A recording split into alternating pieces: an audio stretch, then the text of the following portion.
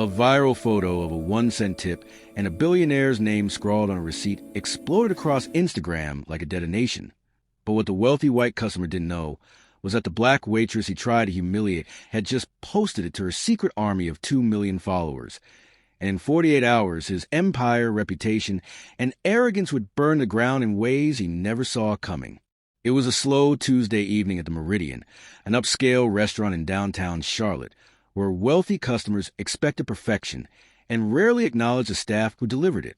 Keisha Morgan, a black woman in her late 20s, moved through the dining room with practiced grace, balancing trays and smiles with equal skill.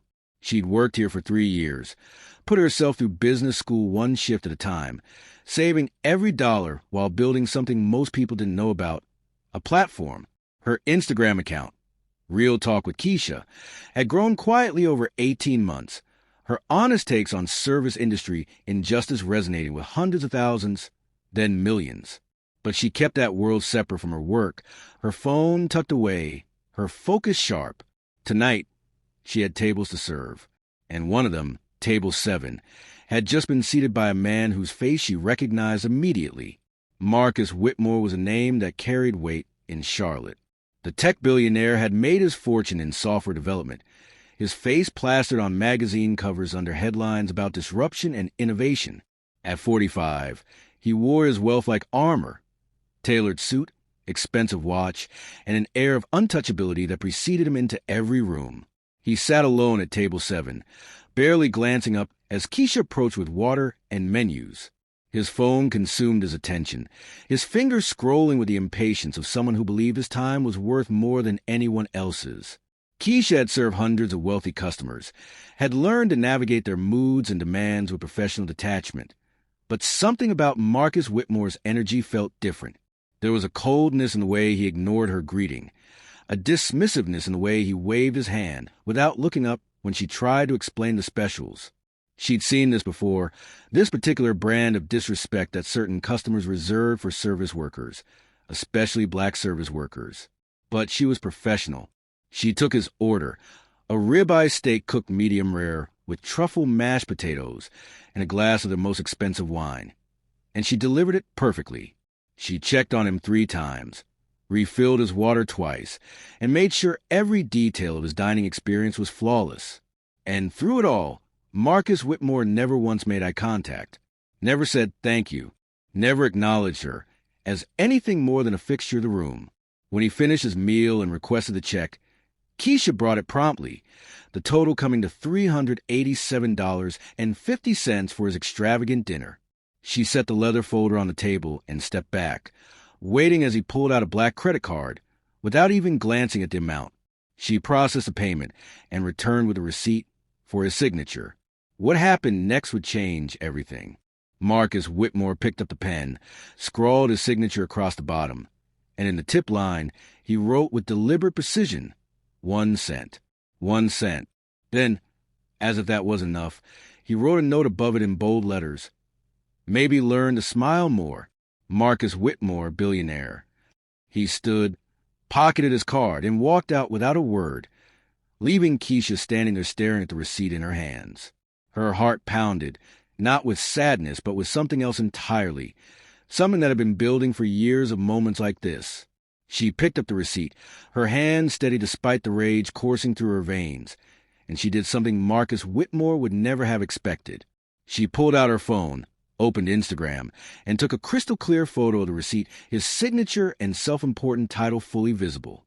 Have you ever been disrespected so casually, so deliberately, that you knew it wasn't about you, but about what someone thought you represented? What would you do if someone tried to humiliate you publicly, thinking you had no power to respond? Before we go further, what city or country are you watching from right now? Drop it in the comments. And if you believe no amount of wealth should excuse treating people like they're beneath you, smash that like button and subscribe to Story Arc for stories that prove respect is earned, not bought. Keisha sat in the break room, the receipt still in her hand, her phone in the other. Her caption was already forming in her mind, the words flowing with the clarity of someone who had spent years finding her voice in a world that tried to silence it. She opened Instagram, uploaded the photo, and began typing.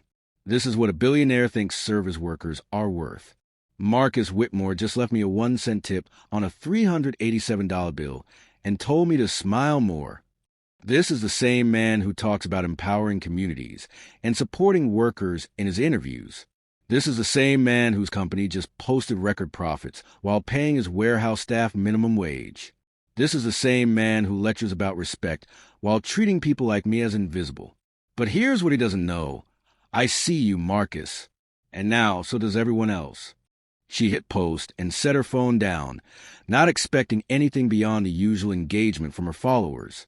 But within minutes, her phone began vibrating with notifications, the number climbing so fast she could barely keep up.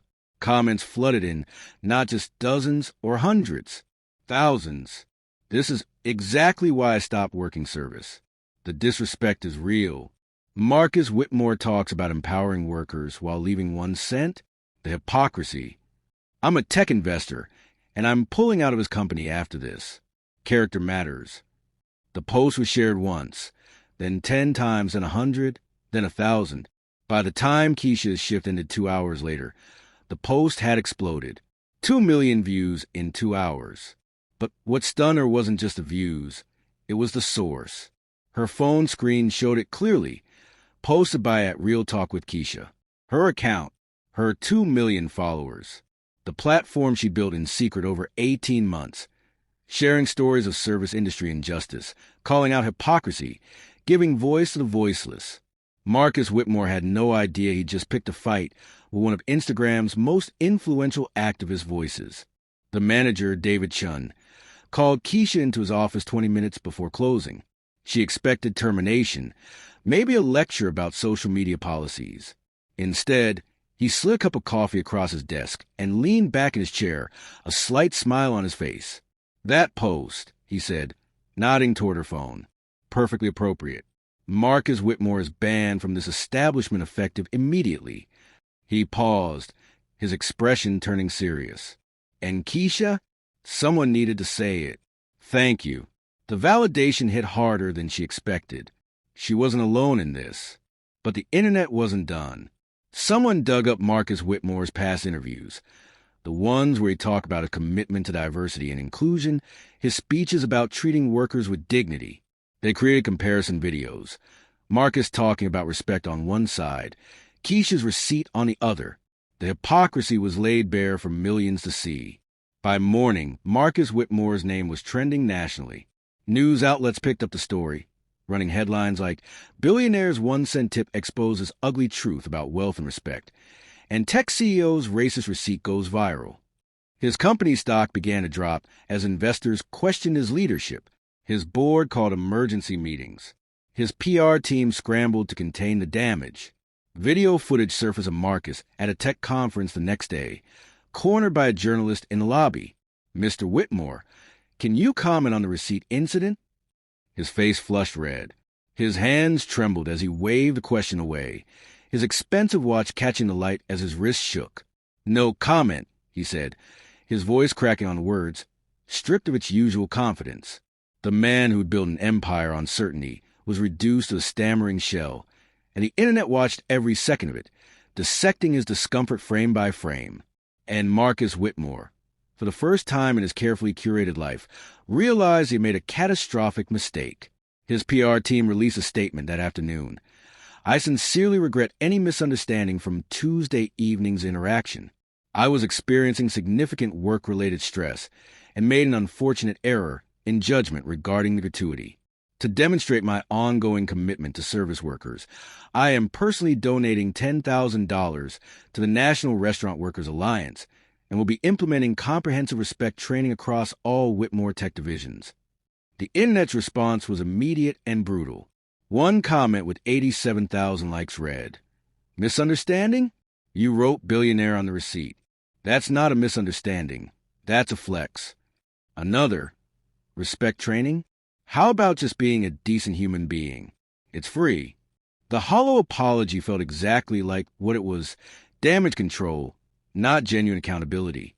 Keisha watched it all unfold from her small apartment, her phone buzzing nonstop with interview requests, brand partnership offers, and messages of support from people around the world.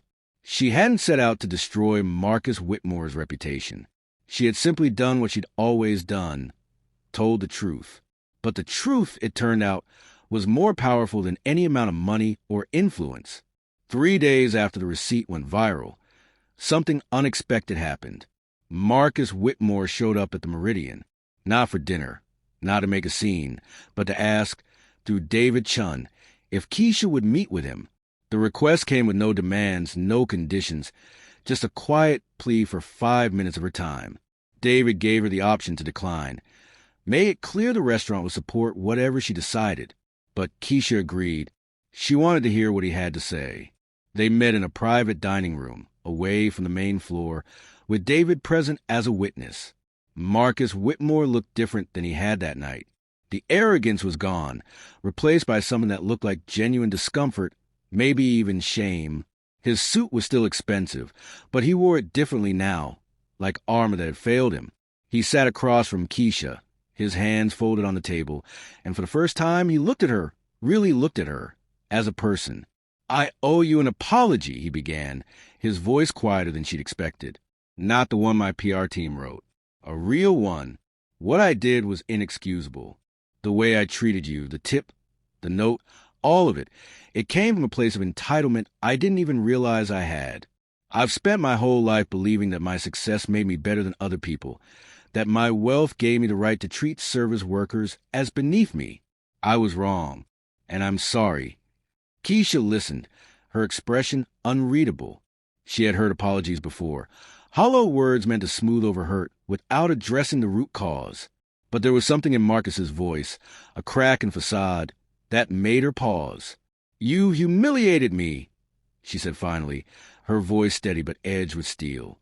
"You treated me like I was nothing, like my work, my dignity, my humanity didn't matter, and you did it so casually, like it was just another Tuesday for you. Do you know how many people like you I've served? How many times I've smiled through disrespect because I needed the job, because I couldn't afford to speak up?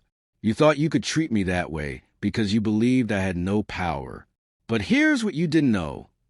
I've been building something while you were building your empire. I have a platform, a voice, and 2 million people who listen when I speak. You picked the wrong person to disrespect." Marcus nodded slowly, absorbing her words like physical blows. "I know, and I can't undo what I did. But I want to do more than apologize. I want to make real changes, not just to save my reputation, but because you're right. I've been blind to how my wealth and privilege have made me treat people. I'm committing to raising the minimum wage for every worker in my company to $25 an hour, effective immediately. I'm creating a $1 million fund for service workers to access education and training. And I'm stepping down from my CEO position for 6 months to spend time actually learning what it's like to work the jobs I've taken for granted." Keisha studied him, weighing his words against the years of disrespect she'd endured from people just like him.